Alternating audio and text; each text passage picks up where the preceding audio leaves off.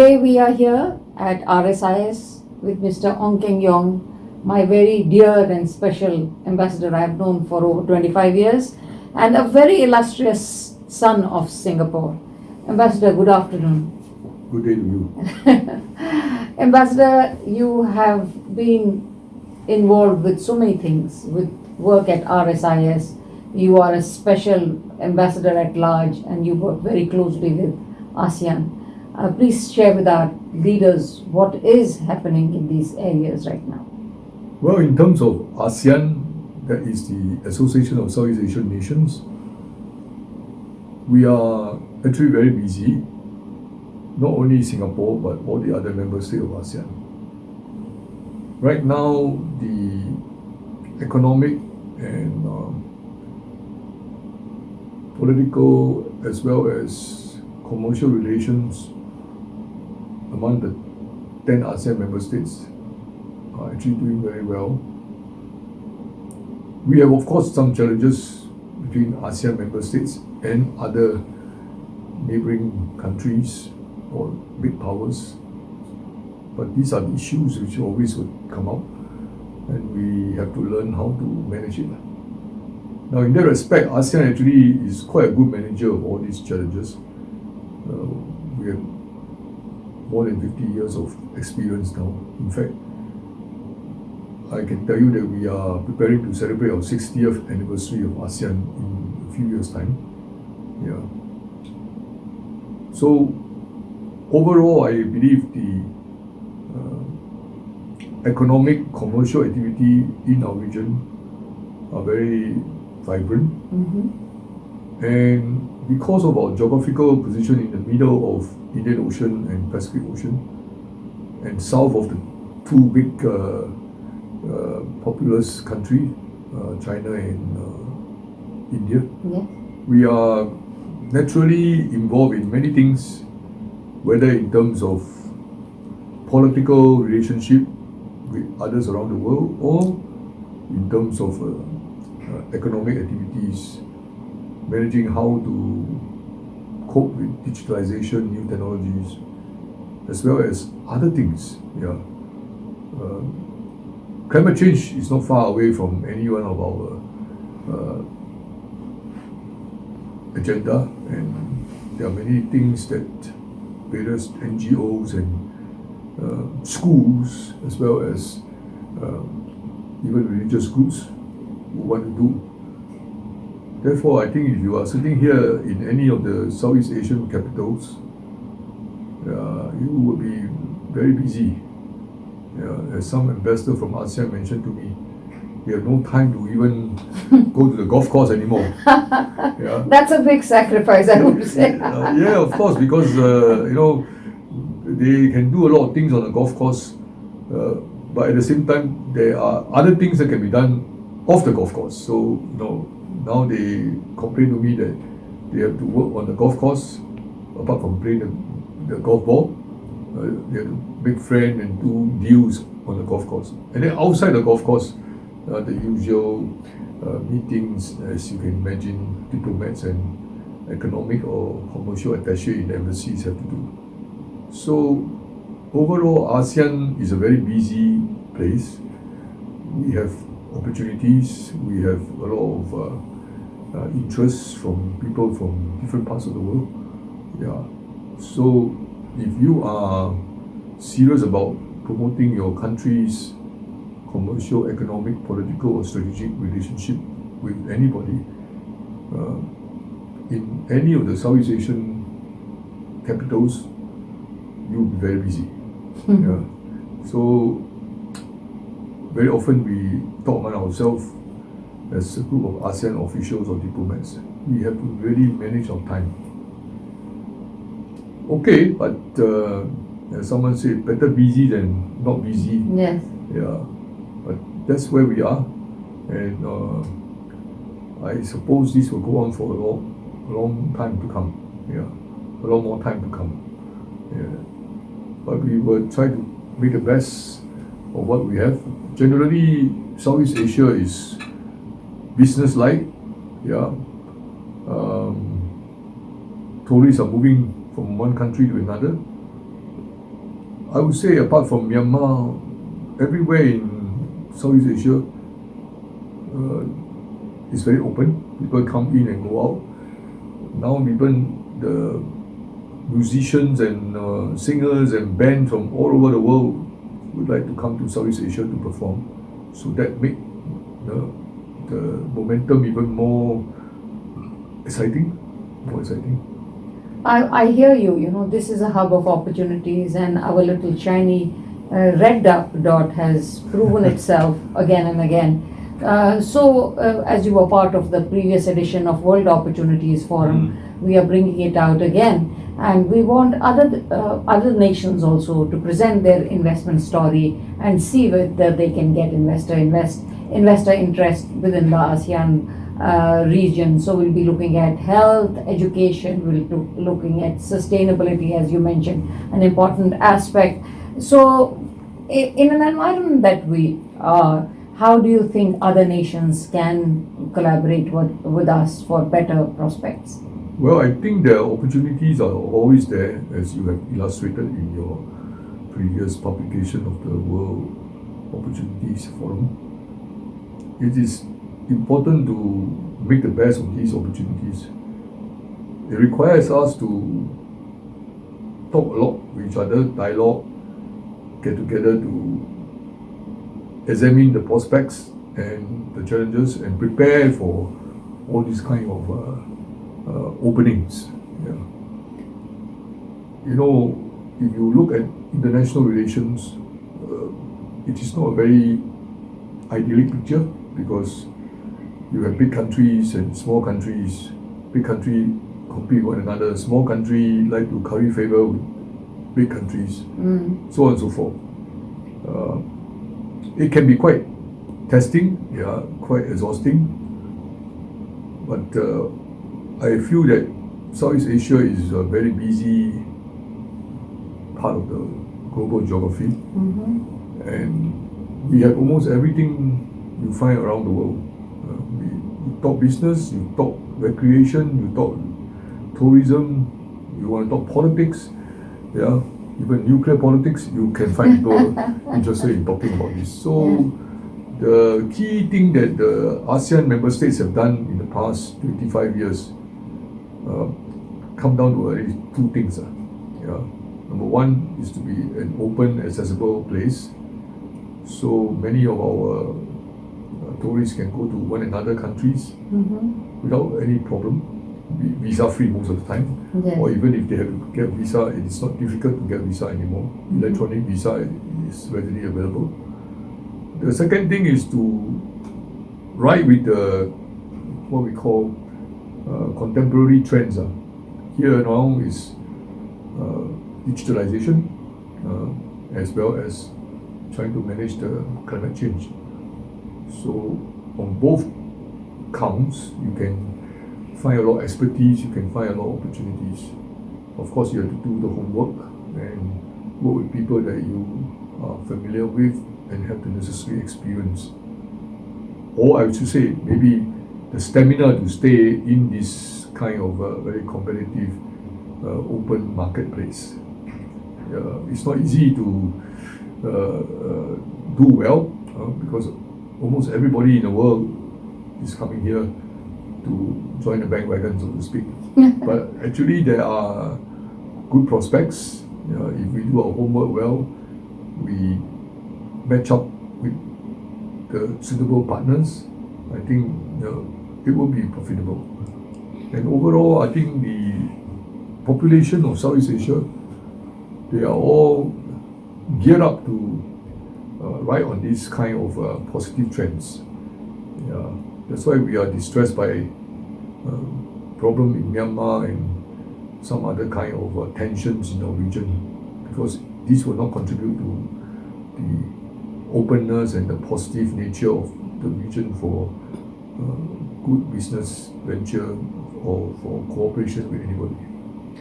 But somehow we'll manage. Overall, I would say that Southeast Asia is attractive, and if we can keep it like that and maybe even improve it a bit, I think we will go very well. both economically, culturally, as well as in terms of geopolitics and diplomatic relations with everybody around the world.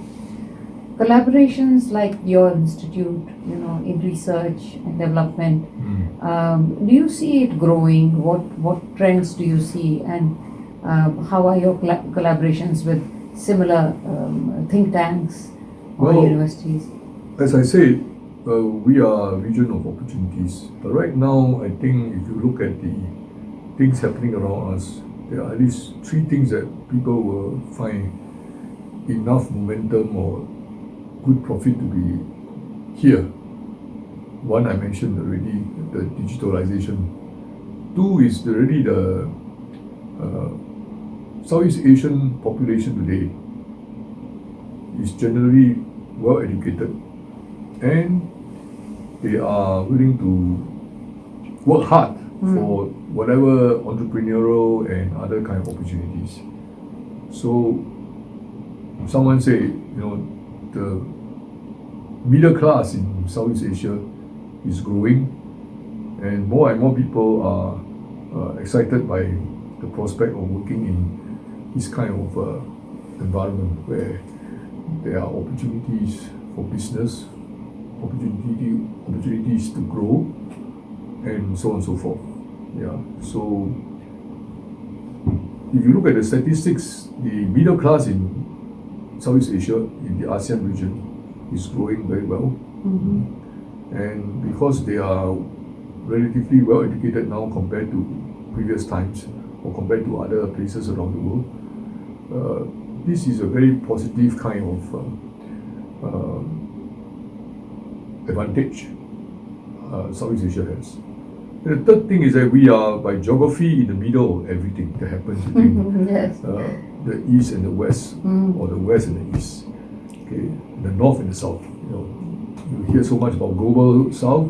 Yeah, we also see a lot of people from the global north operating in this region, getting to know more people from the global south. So if you look at it this way, Southeast Asia is really the place to be in. There is a critical mass of maybe close to 700 million people. Yes. Yeah, there is enough money and wealth in the whole region. Yeah, and generally speaking, quite peaceful. All these will help to attract more people, more business, and I suppose the other important factor is that most ASEAN member states, we are now 10 of us, Yes. and then very soon Timor-Leste will be the 11th member of ASEAN. There is a good deal of planning ahead. There's a good deal of mapping out what we can do and cannot do, and then how to position ourselves for the future. This is actually quite an interesting characteristic of Southeast Asia. When I meet my friend from Africa or Latin America and other parts of the world, the first thing that they always say is that there is so much planning and there's so much good initiatives to go into the future. I think this is quite true. Yeah, I feel that ASEAN as a grouping has done a very good work in this respect. We maintain the peace, we keep it open, yeah, and then people start coming, they see the opportunity, and they feel they are growing with our region, and our people here are also active in terms of acquiring the new technology, the digital knowledge, blah blah blah. So all this add together is a very what I call rosy picture. Yes. On the other hand, we must also not forget that Southeast Asia used to be quite a negative region in the sense of wars and competition among the big powers in our ocean, what we call maritime zone. Yes. So it's still there, we just have to learn how to manage it. And so far, I think either singly or multilaterally, the countries in Southeast Asia, our ASEAN member states, have done a good job in this respect. Yeah. we cannot guarantee that it will be like that forever. And there are actually quite a few spots where you can see certain things boiling up. Yes. So we have to learn how to tackle some of this, and hopefully by working with the big countries, we have here China, India, and then the Pacific Ocean. United States of America have been here for a long time. Yeah. So if we can have all these big countries, big powers, understanding a very basic point, which is that there is business to be done here, let's maintain the peace, and hopefully we will grow with the economic development, and our population and social challenges can be tackled effectively. We are talking about a very prosperous area for the future. So why not? Thank you. It is my pleasure to invite you to the World Opportunities Forum and to share your views with our audience. Do you have a message for the people who would be joining the World Opportunities Forum? Well, your organization has always been very optimistic, and riding on opportunities in our region. So now the important thing is manage these kind of good things in a systematic manner and add on to it. Yeah. Whenever I visited countries such as Indonesia or the Philippines, their main concern is where are our unicorns? Yes. So this is a good pastime, so to speak, a good quest. The quest is for new unicorns, or growing the older unicorns into something even bigger.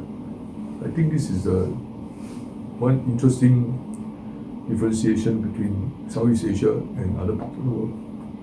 We are always looking for something better, and hopefully that something better can become very substantial and everybody have a part of it.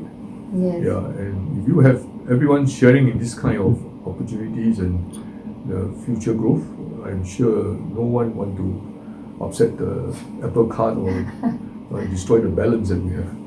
So, Sorry. go ahead. Ambassador, you worked in Saudi Arabia, you worked in India. The way these economies have shaped up after you lived there for, did you ever imagine these kind of opportunities would appear? And what is your take on what's going to come with these opening up and new opportunities? Well, everything is basically going back to one single word, that is leadership. Yeah. When I used to work in the 80s in Saudi Arabia, there was this belief that the country will do better in the coming years because of the wealth of the hydrocarbon they have. And as years pass by, you see the leadership, younger leaders, digitally savvy leaders all coming out to manage their respective challenges. India is a huge open democracy here. Just recently, the full force of democracy was again displayed. And by the sheer number of people on the subcontinent of South Asia, you cannot imagine why it should be doing badly. Yeah.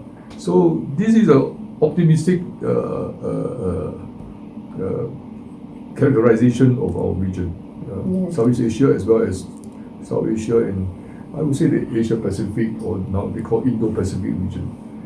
So let's hope that people who are in charge of leading continue to do the sensible thing and focus on growth and sharing the goodies down the line.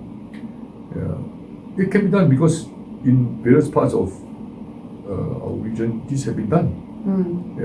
Not just only in Singapore or smaller country, but across the board.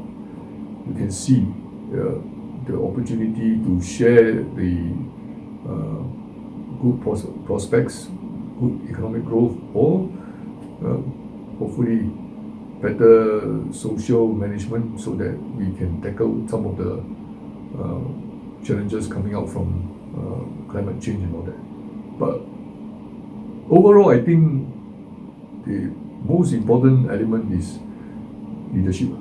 Yeah. So far, yes, we have a few nasty places where negotiation and diplomacy never seem to work. But overall, I think the generally better educated Southeast Asians or better educated Asians in our Asia Pacific region see the value of focusing on growing the market, growing the economic pie, educating their young people and giving them the space to move and grow. That is good. Thank you. Thank you so much, Ambassador. You've shared such valuable insights, and I look forward to having you at the forum. Thank you. Thank you for being the best friend I've had in Singapore. One last question. You have almost written many of the chapters of Singapore's growth story. What made us successful? Well, I mentioned just now about leadership and the ability of Singaporeans to see the big picture. Yeah. The ability to see the big picture revolve around their belief in what is in the future. So, traveling a lot in our region, I think Singaporeans are the one rare group of people that frequently talk about future, thinking about the future, yeah, and believing that the future will be better. So it's quite a psychological thing. If your population believe that with a bit of effort we can be better, why not? And if it turns out that the better picture has been delivered, then they say, okay, what more do I need to do to go to the next level? But overall, I think leadership is important and a belief in the possibility of a better future.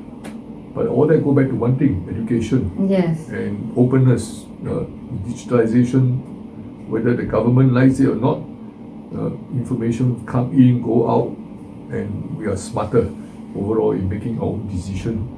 And as a result of that, the leaders in politics have to respond also. Yeah. They cannot make stupid suggestion or lousy kind of planning because the people will not accept it. Yes. So it's a kind of cycle. Yeah, and it is a virtuous circle if we know how to apply what we learn and what we see to be our advantage. Yeah, but this is something that we need to work on. Yeah, so regional organization like ASEAN can do a lot more. Yeah, but hopefully the big powerful country will also believe in some of the Southeast Asian optimism. Otherwise, we are going to be always having different, wondering, different views, different worries. But if we are all able to believe in there is something good in the future, I think we should be able to get there. Thank you. Ambassador, thank you very much. You are one optimist that I am so pleased to know. Have a good day, sir. Thank you. Thank you very Thank much. you.